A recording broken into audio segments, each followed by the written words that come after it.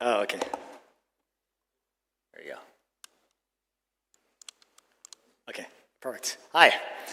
Yeah, so I'm talking about blind state chains, something I presented at Scaling Bitcoin in October. Basically, what we're trying to achieve here is a UTXO transfer with a blind signing server. So the server doesn't really know what it's signing. So I was asked to give this talk on Friday, so I had to kind of think of something to add to, break something, because that's the conference. So what are we breaking? Well, I'm trying to break the definition of a payment processor, so what it is to process a payment, to send a payment. And one way to think of that is, that we already have a few of these protocols that do something along these lines. So for example, if you have a 2 of 2, where there's Alice and Bob has a time lock transaction that goes back to Bob, well, the question is, does Alice control the money? Well, the answer to that is no, because if given enough time, the time lock becomes valid, and now Bob can get the money back. So what if Alice never sees this A plus B on-chain transaction and just signs it blindly for Bob? Is it processing payments? Is it doing anything that's payment related?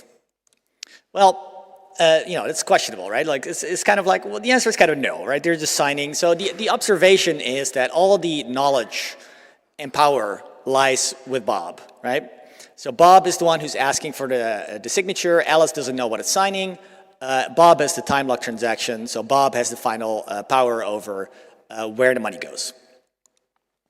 So we kind of take this functionality, and obviously this is just kind of a 2 of 2 multisig, right? This is nothing special, but we are, we can simplify this into a blind signing server that essentially generates a new key for a user. So that's creating a new chain, and then secondly, that user can then request a blind signature and point to the next user that gets to request a blind signature, and this is appending to the chain. So the server is very basic. All the heavy lifting or all the complexity is really on the client side, and that's kind of what we want to see. Server doesn't do a lot of thinking, it just signs things for people. So the end result is kind of a linear blockchain, where the first step is you generate a server key for, let's say, Bob. So now Bob has control over the server key. Bob requests a signature, and then instructs the server to listen to Carol. And then Carol requests a signature and tells the server to now listen to Dave, etc. So really, we're transferring the signing rights in a blind way, right? Where Alice, the server, is constantly signing for Bob, then Carol, then Dave, one signature per user. Assuming the server is honest, this works. So just a quick, thing to point out is that state chains require Schnorr signatures, which are hopefully coming soon, adapter signatures, which basically when we have Schnorr we can do, Eltoo, which is maybe a little bit farther away, so that might take a little while, and optionally Graftroot, which is probably, that's going to take a while, so we'll ignore that for now, but it would be nice if it's in there. And because of that, it works really on any cryptocurrency that supports this, so not just Bitcoin, but my focus has been Bitcoin. To just give kind of an overview of like how you can use this practically. So this might be a little wordy, but later on I'll have an example with actual UTXOs that you can kind of visualize. So what Bob does is it creates a transitory key, which is a key that is going to be passed on from user to user to user. So this transitory key is like transit, and it's like you use it once, and then you pass it on. You pass on the private key. And with this, it takes the server key A and this transitory key X, and it creates an AX key, right? With Musig on Schnorr, what you can do is you turn it into a single key. So then, in order to sign with this AX public key, you first request a blind signature from the server, and then you sign it with X. And now, in order to transfer the ownership over this AX key, you basically pass on the private key and you pass on the signing rights, right? That's what we do with the blind server. first Bob was the one who could request a signature from Alice, and now Carol is the one who can request a signature from Alice. So here's what it would look like.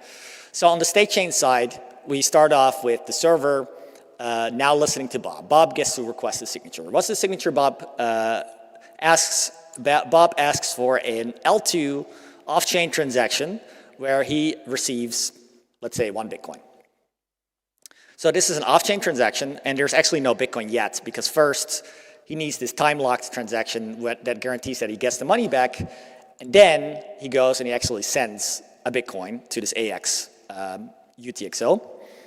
So the current state is that Bob now still gets to request a signature from the state chain, and if the state chain does nothing, then Bob can just send this off-chain transaction on-chain and get his money back.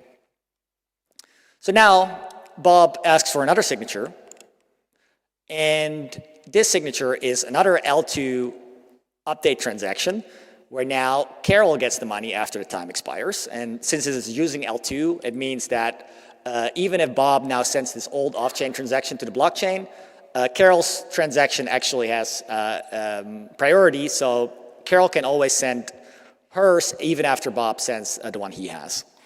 And now, at the state chain side, it's Carol who gets to decide the next signature. So basically, this is how we pass on a UTXO from person to person to person. And yeah, of course, X also has to be given to Carol. So really, Bob and Carol now have the same amount of knowledge. They both know X, and on the state chain side, the state chain will only sign on behalf of Carol. Therefore, Bob has no longer any control. So practical results is, yeah, you're changing the ownership without changing the key. And that's kind of something novel. And the server doesn't know X, right? It doesn't have this private key. So really, it has no control.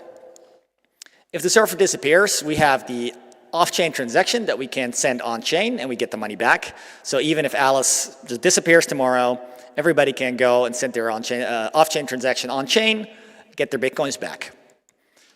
And they're blind signatures. So really, the server doesn't really know what it's doing. It doesn't even know it's signing Bitcoin or timestamping something or whatever. It's just listening to whoever is next in the chain and signs for them. So this does mean that the users have to unblind the signatures and verify what the state chain has signed, because if you don't do that, you might not have the correct update transaction. So if you go back here, it could be that actually Bob's L2 transaction has priority over Carol's. So you have to unblind the signatures and then check that. And yeah, so on the server side, really, you just promise to only cooperate with the last owner, right? The last person that is in the chain. The server, this is important, right? If we just put a single third party in there, that's not great. So what we do is we replace it with a federation. And you can do this with a Schnorr threshold signature. So it might be like an 8 out of 12 federation, something similar to federated sidechains like Liquid. So this whole group has to together cheat in order to do something bad. And all the blind signature requests, they have to be published. And this is needed because you need something to prove cheating. Because if the server signs without a user request, that would be cheating. And if the server signs twice for one user, that would also be cheating. And this would be kind of like the analogy to having two histories in a blockchain. So here's kind of a few examples to kind of give you a better idea of what's going on. So this is a simplified model of what we saw earlier, but it's essentially the same thing. So this is just Bob transferring to Carol, and we're using L2, so this Bob transaction never has to hit the blockchain. Carol can just send hers right away if they want to get out of the state chain. It's all blinded, so that means that really on the state chain side, you're only seeing this Bob requested a signature, Carol requested a signature, and nothing else. And we're utilizing adapter signatures, and this is important to make sure it's all atomic. So what that means is that first you share an incomplete signature, and then if one of the signatures gets completed, this automatically completes the other signature, so that kind of forces the state chain to publish both of them. If it just publishes one, the other one automatically becomes known. And we can utilize that to do more than just swapping a single UTXO. We can swap multiple UTXOs. So in this example here, and that's one of the the issues is that since we're sending entire UTXOs, you can think of it as like as a token. Well, what if you want to send something smaller, right? What if you have a 2 Bitcoin UTXO, but you want to send 1 Bitcoin? So then first you got to swap. So let's say Carol here wants to send 1 Bitcoin, but she only has a 2 Bitcoin UTXO. She just swaps with Bob, and now Bob has Bob now has 2 Bitcoin UTXO, and Carol has 2 times 1 Bitcoin, of which she can send 1 to whoever she wanted to pay. It's possible with other coins. So this is all blockchain agnostic, so it doesn't really matter which blockchain you use as long as it has the requirements. So you could use this for atomic swaps between currencies and swap Bitcoin for Litecoin, etc. Some kind of DEX or something. And interestingly, you basically have a coin swap protocol here, which is basically off-chain. You can use multiple analogies, but it's kind of like off-chain coin join, where you have a bunch of these 1 Bitcoin UTXOs, and you just swap them all blindly. Server doesn't know what it's signing, and now you have somebody else's UTXO. So compared to federated sidechains, kind of what's the difference here, right? So we have the full UTXOs only, which is rather sad, which we have a solution for, but more on that later. It is nearly the same trust model as a federated sidechain, meaning you're trusting the federation. However, there are a few differences. So first, you could call this non-custodial because the server or the federation really only has 1 key, right? It's a 2 of 2. 1 key is with the federation, and the other key is with all the users. And as long as the federation doesn't receive that key, it literally has no control over the coins. And the second thing is that since there's this off-chain Eltoo transaction, it means that even if the server disappears, you always get your money back. So you can imagine this scenario where there is some illegal activity on the state chain and some government entity comes to you and says like, hey, you participated in something illegal, and you can't actually confiscate those coins, right? Because you only have one of the 2 signatures, only one of the 2 keys. So Watchtower is needed because we have these L2 transactions, right? So if a prior user sends his transaction to the blockchain, that means that you gotta respond to that. So you gotta pay attention to the blockchain, similar to Lightning. And yeah, you can't really say this state chain is a money transmitter either, because really these blind signatures can be anything. And that's kind of, I think, the interesting thing, where we're really kind of blurring the line on what it is to send money from one person to another if this entity that's kind of facilitating these payments is really oblivious. It doesn't know anything. So that being said, right, it's still a federation. It's not safer than Lightning. Lightning is more safe, period, but it's an interesting set of trade-offs. So worst case, the state chain entity gets a bunch of transitory keys, it unblinds all the signatures, and it finds out, oh, hey, I have a bunch of Bitcoins. And then it proceeds to steal all those Bitcoins. And now all the people who don't have exposed transitory keys, because the server, the federation, was unsuccessful to get these transitory keys, those people can withdraw safely on chain. But yeah, so at the end of the day, this is kind of the worst case scenario. But there still there remains this, that's what I already said. The confiscation is not possible, right? If government comes to you, tries to get those coins, the federation cannot actually do this, fulfill this request. So this brings us to microtransactions, and that's really one of the problematic parts here is, well, how do we send anything that's smaller than the smallest economically viable UTXO? You can imagine fees going up to $1 or something, and now, well, if you want to send $1, you're not going to create a $1 UTXO. That makes no sense. So maybe you can create up to $10 UTXOs, and maybe you can send those around. But anything smaller than that is not really possible.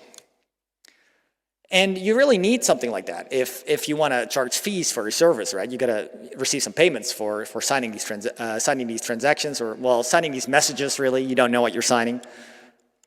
And it's also needed when you swap between currencies, because the example I gave earlier, I think it's 200 Litecoin for 2 Bitcoin or something.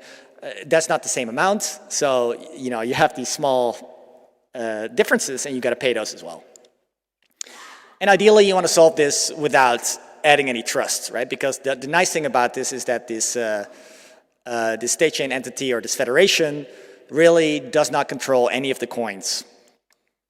So what we do is we just create a Lightning channel on top of a state chain, and this actually works surprisingly elegantly, where instead of sending the money from Bob to Carol on the state chain, you send the money from Bob to Bob and Carol. And because this is Musig, it really is just a single key. And from the server's perspective, there is no difference between between Carol or Carol and Bob. Like it's the same, it's just one key, and it doesn't really see the difference. And then from there on the site of the Eltoo transactions, now Bob and Carol can cooperate and create a Lightning channel. So this is how Bob can send 0.1 Bitcoin from a 1 Bitcoin channel to Carol. And this is really nice because you can basically do these atomic swaps and update these Lightning channels simultaneously. If there is some kind of problem and you have to close your channel, let's say Bob and Carol have a channel together and Carol stops cooperating, you can just close on-chain without the cooperation of the federation. And in fact, the transaction size is the same as regular L2, so you're not even adding more on-chain overhead. You can close and reopen channels without friction because it's all off-chain. For channel factories, and this is something Anthony Towns pointed out, you can actually add and remove members to the channel factory, which is very convenient in terms of trying to find a group of people that you continually cooperate with. So you can imagine a scenario where you're starting off your Lightning channel, but you're not entirely certain who you want to cooperate with and how cooperative they're going to be. And first you open it on a state chain, and then later on, once you have the stable channel that doesn't really need closing, then you move it out of the state chain and on chain, where you're out of the reach of the federation, so that's more secure. So you could see it as kind of like a step towards first balancing your channel and then moving it. So really the key insight here is that the nice thing is that with Lightning is completely trustless, but you have this problem where the throughput is limited, right? You can't send more than your roots allow. If there's a route to a person you want to pay and there's only 1 Bitcoin inside of that route, well, you're never going to be able to pay more than 1 Bitcoin. But it is divisible, right? And that's the opposite problem we have with state chains, where it's no problem. If I have a 1 Bitcoin UTXO, I can give it to anyone. But if I want to send some smaller fraction, now I'm in trouble. So we combine the two, and it kind of works out really elegantly.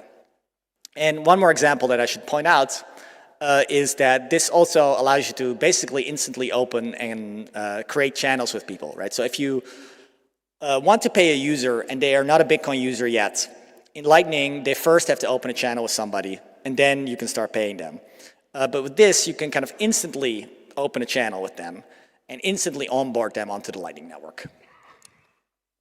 So potential use cases, basically anything that requires the creation of a UTXO on the Bitcoin blockchain, you can now do off-chain. So value transfer, obviously, Lightning channels, balancing, talked about that. You can do betting channels, so 2 of 3 multi-sig, where the third arbitrator decides to bet in case of a disagreement. Discrete law contracts by Taj Draja, that's also interesting to do on this on state chains. Non-fungible RGB tokens, Giacomo Zucco is working on that, and that's I think Bitrefill recently started working on that too. But that's a way you can actually send non-fungible tokens. So that is that's kind of one of the problems we have today if we want to create tokens on really any blockchain. You can't send them over Lightning because the problem you have is, if Alice and Bob have a channel and then Bob and Carol have a channel, and let's say both channels have this unique CryptoKitty inside. Well, the CryptoKitty can only move within the channel. So with Bitcoin, they're both the same, so you can just move Bitcoins over, but the CryptoKitties, you can't move them over through a root. And now with state chains, you can actually move them off-chain, so that's quite elegant. And then there are also non-Bitcoin use cases that I haven't really thought about, but again, as I said, we're talking about a blind signing server, so there really is no limits to what you can do with it as long as you do something with signatures. And there is one difference though, and that's that, depending on what kind of signature you're requesting from the server, you might not be able to have this off-chain Eltoo type of contract that really allows you to, even if the server goes away and stops signing something, you can still get your Bitcoins out. So depending on your use case, you might want to keep that in mind. So some further topics. This transitory key that we've sent out from user to user to user could be sent out through a hardware security module. So you could have this hardware security module that facilitates the transfer from Bob to Carol to Dave.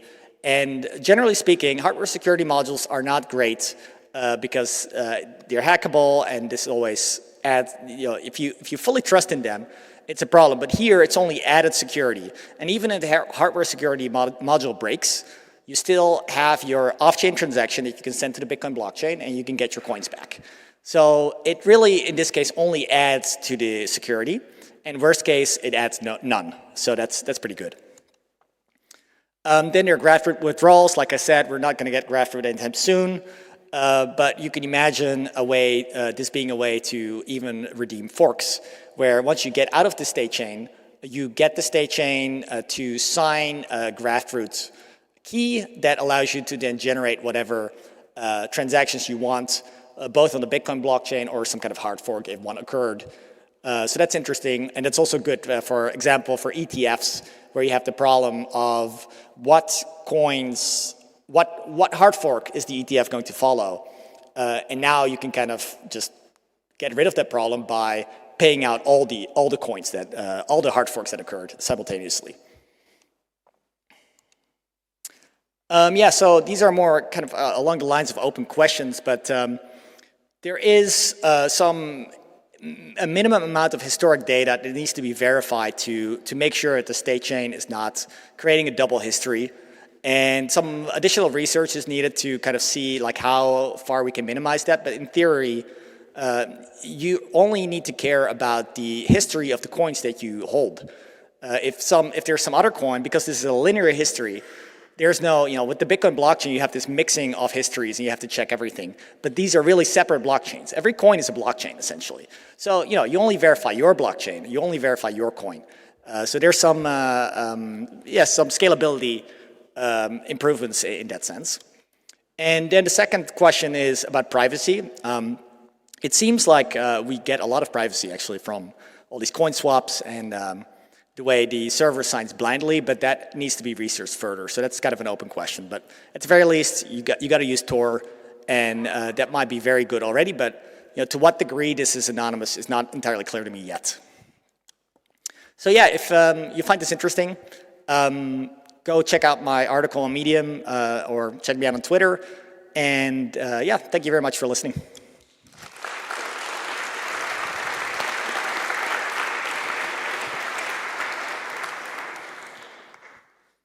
On the on the Medium article, there's also a link to my previous talk and my paper and a mailing list post. So you can find more details there too. Hi. In this blind signature, what exactly is blinded? In other terms, how do I, as a state chain entity, know that the UTXO belongs to the correct owner? So that's the thing, right? You don't really know what you're signing, so that it's really up to the recipients to verify. So if we move the money from Bob to Carol, then Carol needs to unblind those signatures and verify what was signed. So if Bob here requested something that's different from an L2 signature, and maybe it just said like, okay, well send me all the coins or something. If that was the case, then once Carol receives the money on the state chain and unblinds the signatures, Carol will just say, well, that's not a valid payment. So that is basically the security model. And this is similar to Peter Todd's client-side validation, where basically you expect the client to validate whether the payment is valid or not. So there's privacy towards the state chain, but not privacy inside the line of signatures? The server is blinded. Whether to what degree privacy is leaked by selectively revealing the history to the user that's getting paid is not entirely clear to me yet. It still seems pretty okay because you only see a linear history. It's kind of like a UTXO that has no change outputs, where, you know, if you remember Chris Belcher's talk, a lot of information is being leaked because you have all this extra information, and that's kind of not there. So it is not entirely clear to me what the implications are of that, but it still seems pretty private to me. Thanks.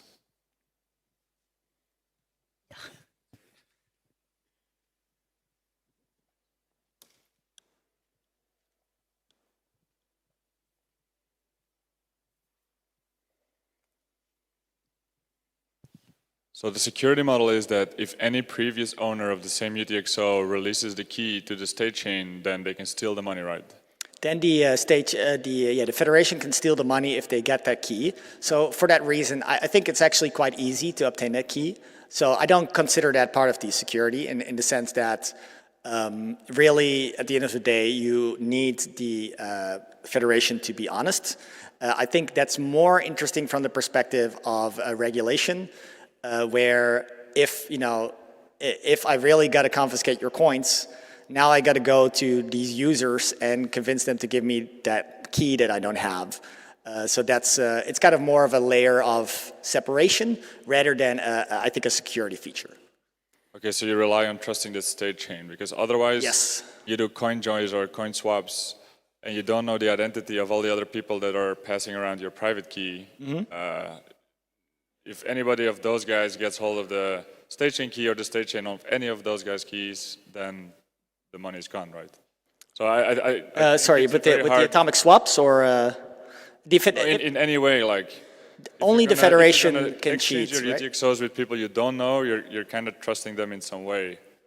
No, the people they cannot cheat. If the federation doesn't cheat, then none of the users can cheat. They can hack the federation, or they yeah. No. If the federation fails, then the coins can be stolen. That is the bottom line. Yes. Yeah.